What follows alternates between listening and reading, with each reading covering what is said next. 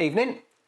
Just another quick video here answering some more of your questions that you've put to me on Twitter, Facebook and Instagram. Some of them are quite interesting, some of them are just blatantly weird, but I'll do my best to answer all of them because, you know, that's ultimately why I'm here, is to serve you and do my best to answer questions that I have no idea the answer to. So, without further ado, let's get on with it. So, Luke Toya, I presume that says Toya? New glasses and all that. Yeah, Luke Toya says, you've had some pretty amazing guests in the store for signings. Do you personally have a dream guest you'd love to visit the store for a signing? Now, we have had some great guests so far. Now, I would love to have Greg Capullo in the store at some point. How realistic that is, bearing in mind where he lives and where we are, is anybody's guess. But that would, I think, probably be my all-time ultimate, because I just adore Capullo's art. So there's one. The flip side of that, Snyder would be another one. If we could get those two together, would be even more amazing. That would just be like a dream come true. Closer to home, I would really like to have Mark Miller do a signing. Again, how realistic that would be, I don't know. I should imagine he's a very busy man these days. But in any of our kind of all-time top tens or whatever, there's always a lot of Miller books in there, and I do believe that he would be an incredible guest to have in the shop. So, all-time favourite, probably Capullo, mainly just because I'd love to have him do some sketches in my store. That would just be incredible. But any of those three, if they're watching, listening, or if any of you know them, by all means, just bring them along one day. That'd be great. Obviously, once we're open again, that is. Nathan Matthews says, who's your favourite Marvel character of all time and why? Blimey.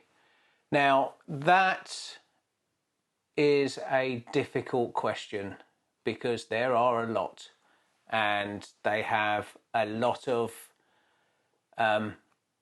good stuff for their own reasons, you know. I think if I'm going to have to choose one, I think I'm going to be pretty boring and probably say Spider-Man.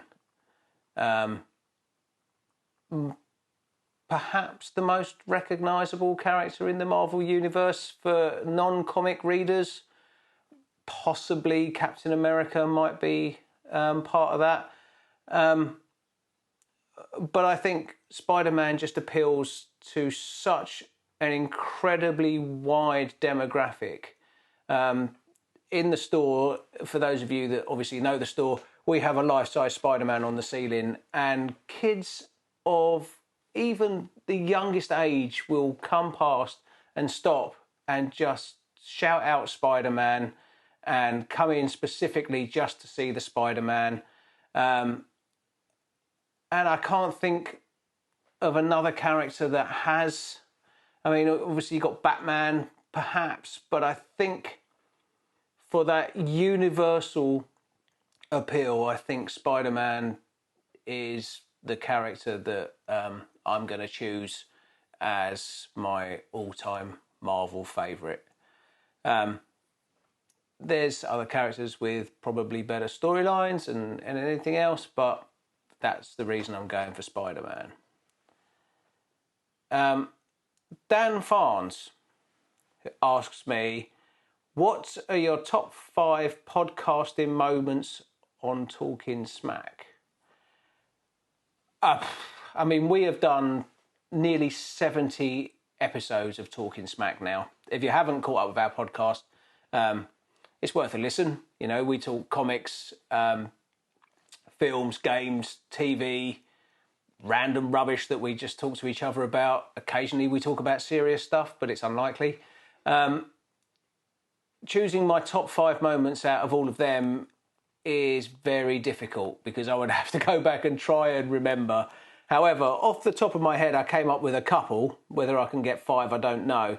I'm not going to do them in any particular order because I don't really have a favourite here. But we did an episode where a woman came on who wrote a blog about artificial intelligence, and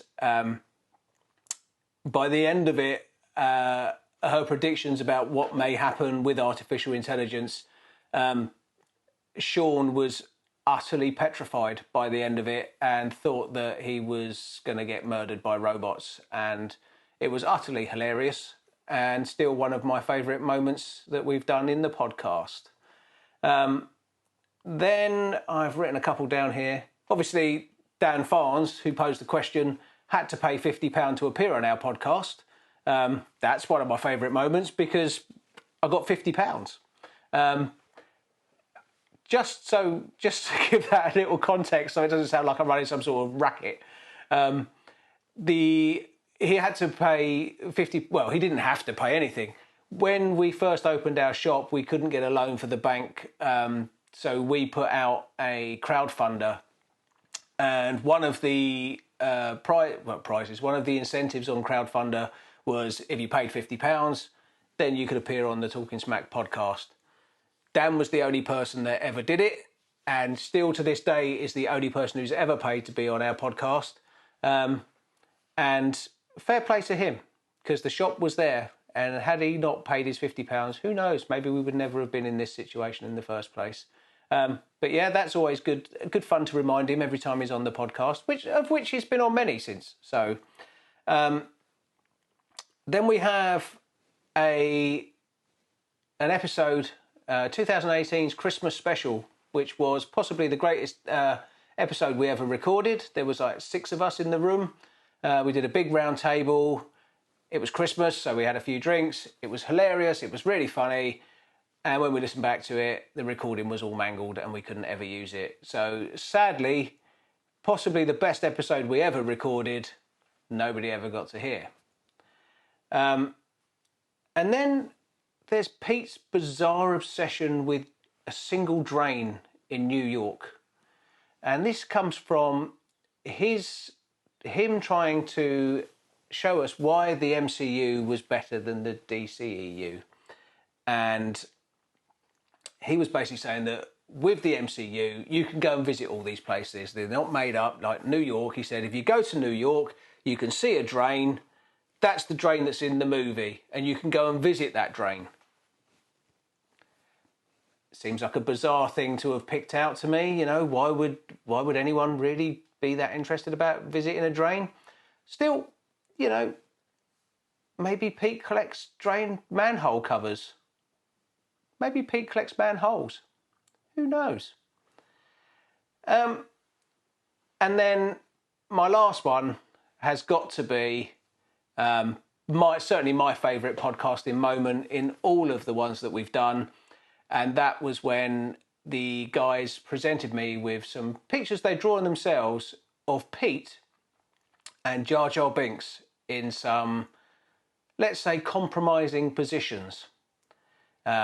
You can go back and check out the podcast, and there are, in fact, the edited versions of the pictures on the website for you to see. So I think those ones certainly stand out in my mind. I'm sure if I was to go back, there'd be countless others, because our podcast is amazing. So make sure you listen to it. Ian Tomlinson asks, with the Warhammer 40k character Eisenhorn having his own TV show in the works, is there any other character from the 40k universe you'd like to see adapted onto TV? Oh, and if you're not a fan of Warhammer, is there any other comic, computer game, or any other geeky character you'd like to see adapted? I'd love to say I know enough about Warhammer to be able to answer your question, Ian, but I just don't. And maybe when the TV show comes out, it'll give us more of an insight for us laymen.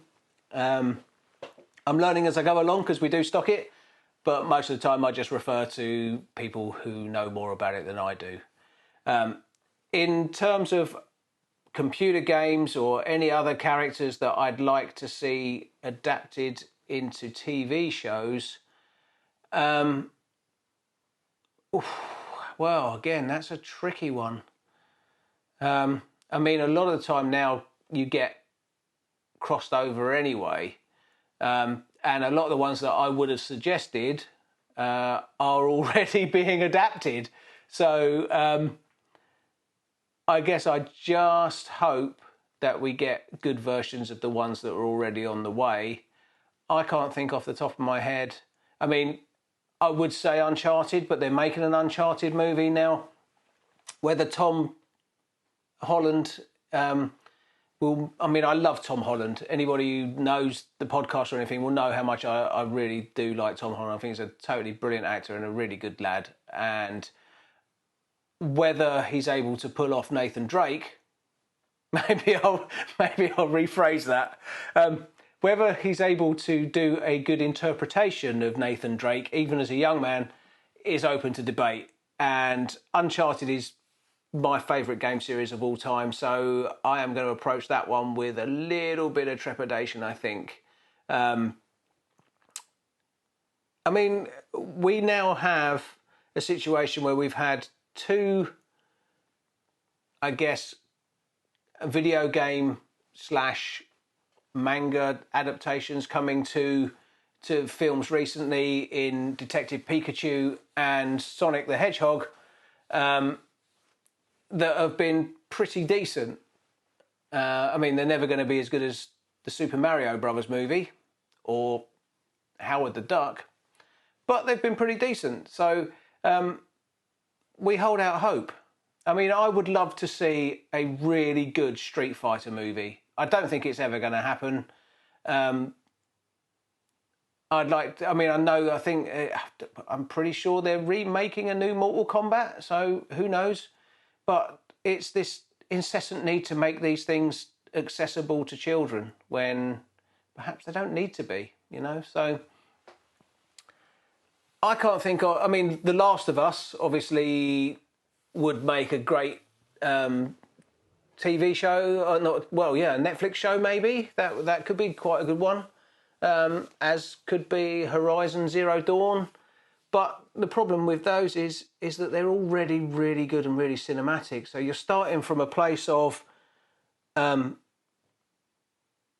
quality that the TV shows have to match. And whether they can or not, who knows? I mean, maybe they can. And who wouldn't want to see a Zelda movie as well? You know, I mean, that would be amazing. So there you go, tons basically.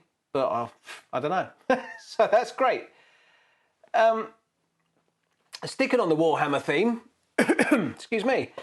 Sticking on the Warhammer theme, Alan Haynes says, what do you think of the announcement that Games Workshop will be teaming up with Marvel to produce some comics set in the Warhammer 40k universe? Do you think it will be good for both parties, or does it benefit one over the other? Honestly, I think it's probably good for both parties. Not knowing enough about Games Workshop and Warhammer, I don't know how big it is around the world. I mean, I know it's massive here. I presume it must be pretty big in the States as well if Marvel are teaming up with Games Workshop to produce the comics. The ones that have already been out, not by Marvel, have been pretty decent by all accounts. And I think Marvel's increased range and profile will be good for it. It's going to depend on who they get to write it. I mean, we all know that Dan Abnett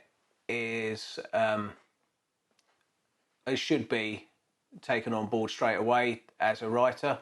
I know that from the reaction that I had to him being in the store from numerous Warhammer fans and all the books that he's written for Warhammer, plus the fact that he's written for Marvel before, it seems to me that it would be the perfect marriage. So it's going to depend on the quality of the writing, but I think it's going to be good for both of them. I think it will certainly increase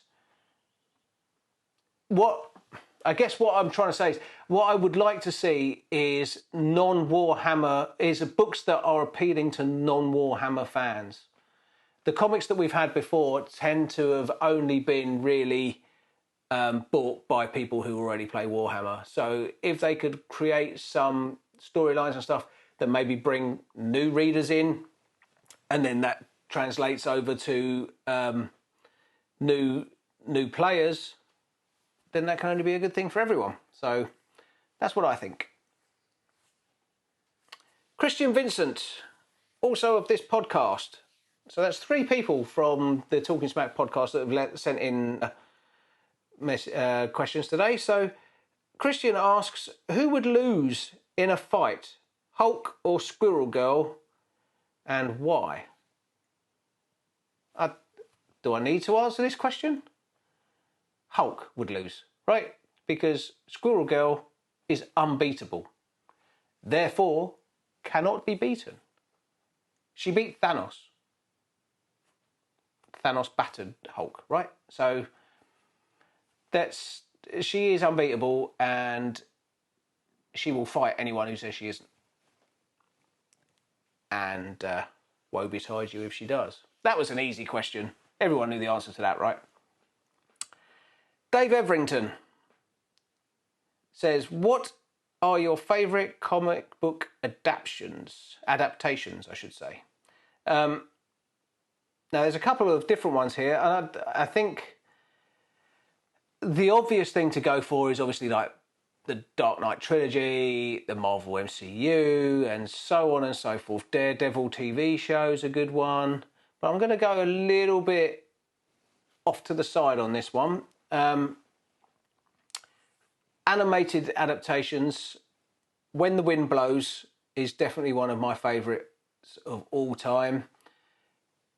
For those of you not familiar with When the Wind Blows, it's a Cold War story about an old couple who survive a nuclear blast or a nuclear war, and they gradually deteriorate. This is really cheery, but they gradually deteriorate through radiation poisoning, and it is a beautiful story, and it's amazingly told.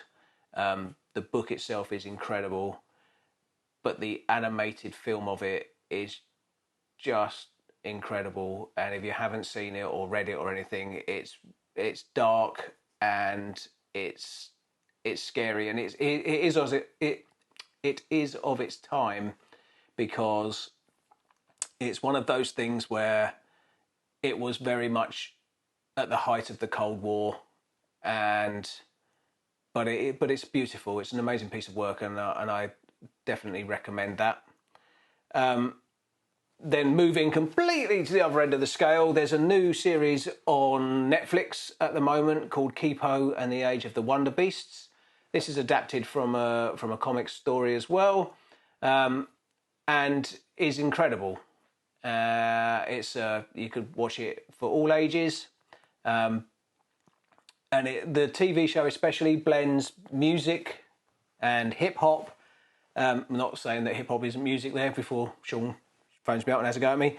What I mean is it blends various types of music, a lot of hip hop, dubstep, everything else, into this really cool, nicely woven story about a girl who comes out of what is essentially a bunker that the humans have been living in for many years.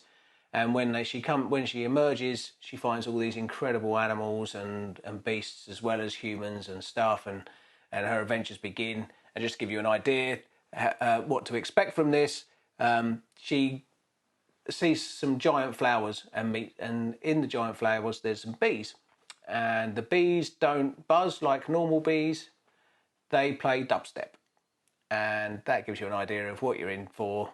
It's like a messed up Alice in Wonderland with a lot of arse kicking and some really interesting characters, so check that one out. But if we're going for live action, I can't look any further than Blade, because it's still, to my mind, possibly the greatest comic book movie of all time.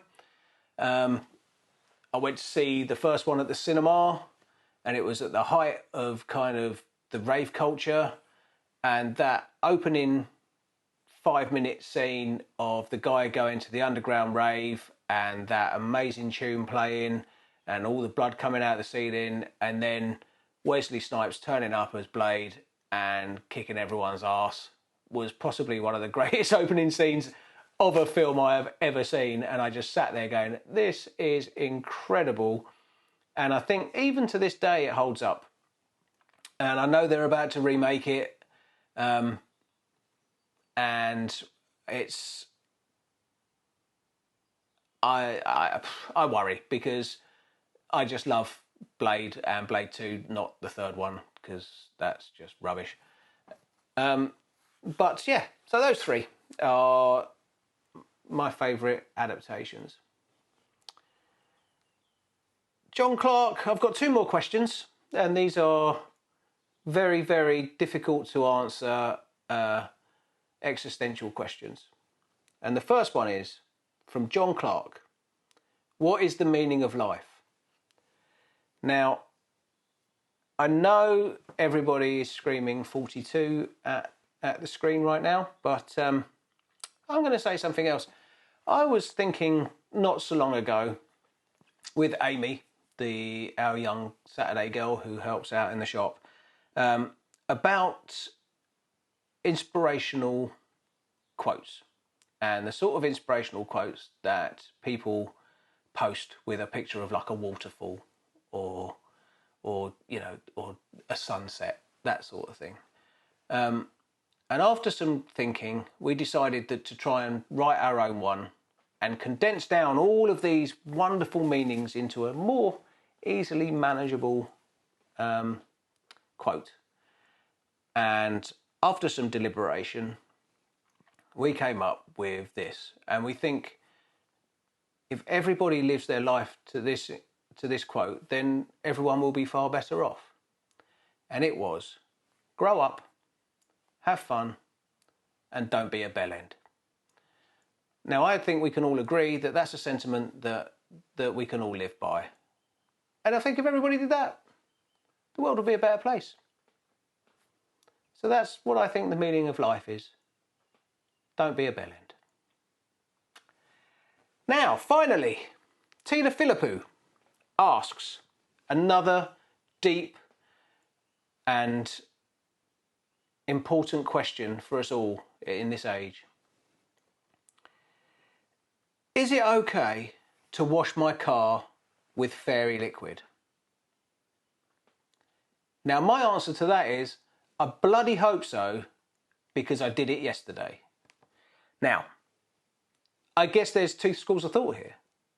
One, I've already done it, so rush out and wash your car with fairy liquid. Or 2, give it a couple of days, wait to see whether all the paint peels off of my car, and then you'll have your answer. But I think generally, I think it's probably okay to wash your car with fairy liquid. I'm pretty sure people have been doing it for years and years and years. So there you go. That's all of the questions for today. Thank you for sending them in. It's been interesting.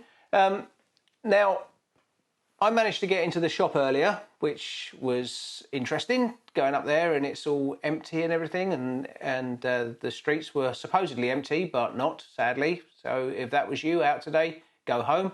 I admit that I was one of the people that were out today, but I was on a mission. I have brought back a pile of graphic novels.